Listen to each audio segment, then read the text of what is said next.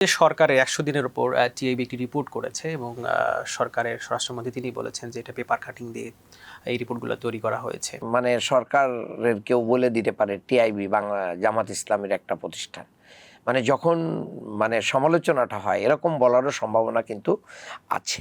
TIB কি বলেছে? TIB একটা সংখ্যা উল্লেখ করেছে যে বিগত ১০০ দিনে এই সংখ্যা কি হয়েছে। সেই ১০০ দিনের ভিতরে টিআইবি বলতেছে যে মানে খুন হয়েছে ৬০৫টা, তারপরে ডাকাতি হয়েছে ৯০টা, ছিনতাই হয়েছে ২৯৪টা, দাঙ্গা পুলিশের বিরুদ্ধে হয়েছে ৩টা, অপহরণ হয়েছে ১৯৬টা, পুলিশের উপরে হামলা হয়েছে ১২৯টা, চুরি হয়েছে ২২১৪টা, নারী শিশু নির্যাতন হয়েছে ৩৪৯৬টি, ধর্ষণ হয়েছে ১০২টার মতো, সংঘবদ্ধ ধর্ষণ হয়েছে ৩৬টা, এমনি ধর্ষণ হয়েছে ৭১টা।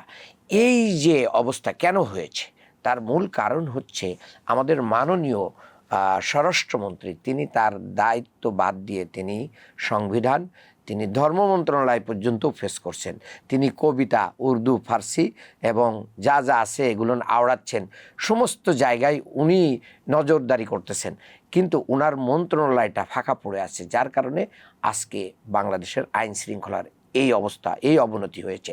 আমরা মনে করি প্রত্যেককে তার যার যার জায়গা থেকে দায়িত্ব পালন করতে হবে। সরকার প্রত্যেকটা জায়গায় নজরদারি বাড়াইতে হবে।